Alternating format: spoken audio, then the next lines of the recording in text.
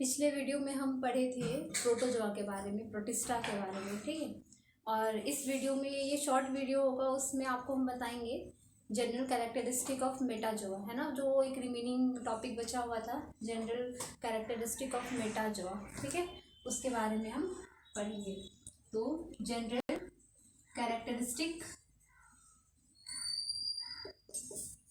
Of Metazoa.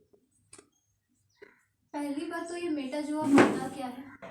Metazoa का मतलब होता है, जोआ का मतलब होता है लिविंग ऑर्गेनिज्म, लाइफ, और मेटा इसका मतलब होता है मल्टी सेलुलर लाइफ, ठीक है। तो जितने मेटाजोआ जो होंगे ना, वो क्या होंगे, मल्टी सेलुलर होंगे। और मेटाजोआ का मतलब होता है एनिमल, ठीक है।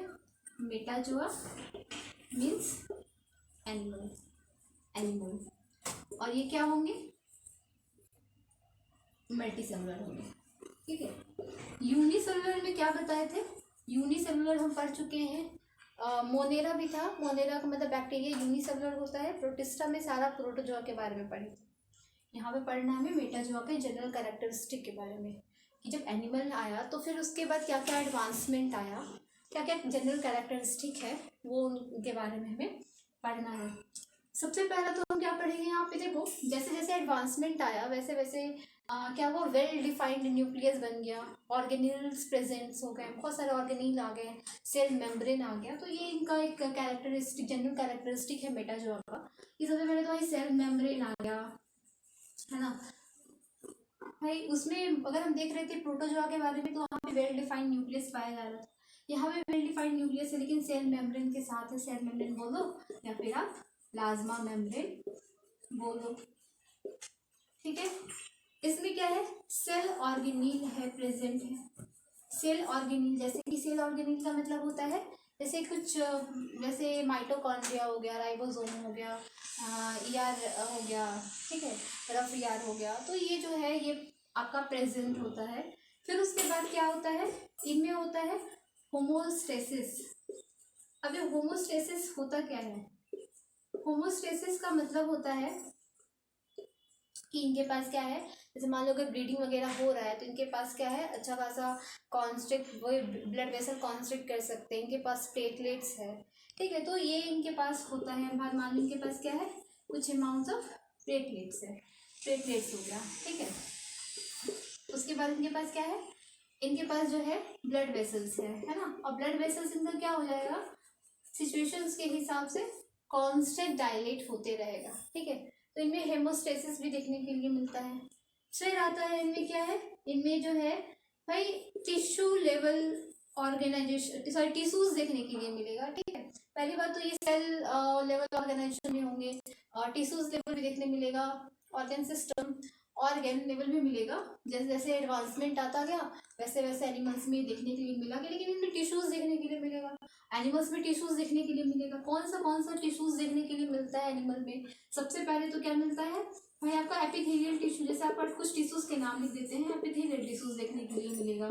फिर उसमें क्या देखने मिलेगा आपको, कनेक्टिव टिश्यू, कनेक्टिव टिश्यू देखने मिलेगा, बोन्स हो गए, लिगामेंट्स हो गए, फिर उसके बाद ब्लड हो गया, ये सब कनेक्टिव टिश्यूज देखने के लिए मिलेगा, है ना। टिश्यूज जो है वो आपको बॉटनी के सिलेबस में आपको कवर नहीं, इसी में है शायद, जूलॉजी में ही आपको कवर कराया जाएगा जब आपको टिश्यूज जब को पढ़ाएंगे तो, ह्यूमन फिजियोलॉजी पढ़ाएंगे तो।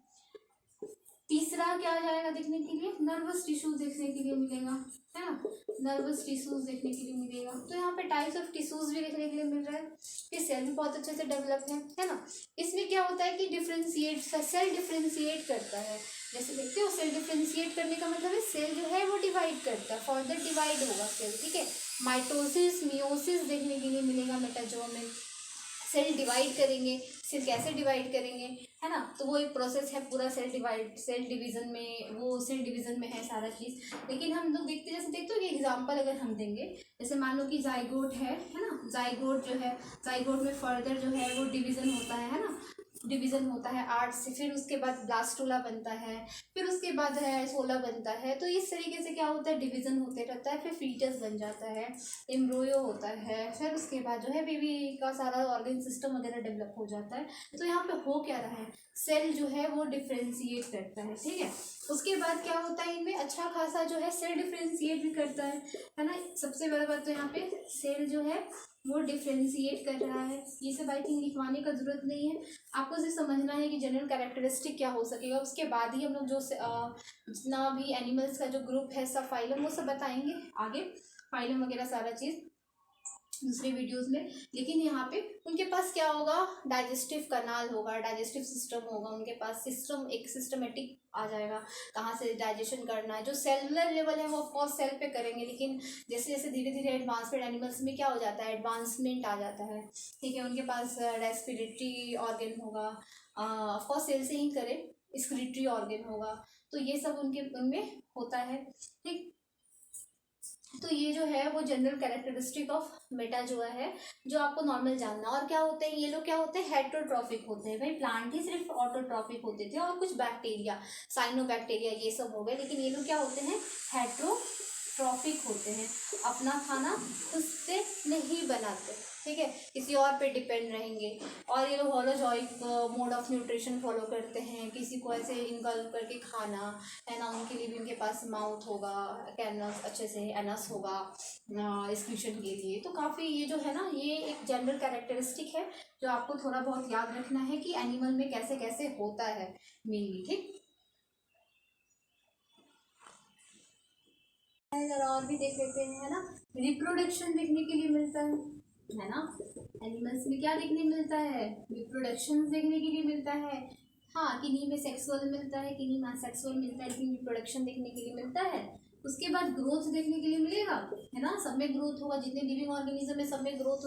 ग्रोथ एक कैरेक्टरिस्टिक फीचर है ना, ग्रोथ होना ही है। एक तरीके से नॉन लिविंग भी बढ़ते हैं लेकिन एक्सटर्नल बढ़ते हैं, लेकिन हमारे में क्या होता है, इंटरनल ग्रोथ होता है ना। नॉन लिविंग में भी क्या, नॉन लिविंग में क्या होता है, एक्सटर्नल ग्रोथ होता है। मिट्टी वगैरह आया और ऊपर से ही मान लो कि पहाड़ है, उसमें मिट्टी वगैरह जमते जा रहा है, जमते जा रहे हैं, डूम्स बन गया, सैंड ड्यूम्स वगैरह देखते हो। लेकिन हमारे में वो एक्सटर्नल है, लेकिन हमारे में क्या है, इंटरनल होता है। प्लस डेवलपमेंट भी होता है ना। डेवलपमेंट देखने के लिए मिलता है आपको, अच्छा खासा आपको डेवलपमेंट देखने मिल रहा है, आपको बॉडी जो है वो डेवलप कर रही है ना। तो ये सब जो है आपको देखने के लिए मिलता है।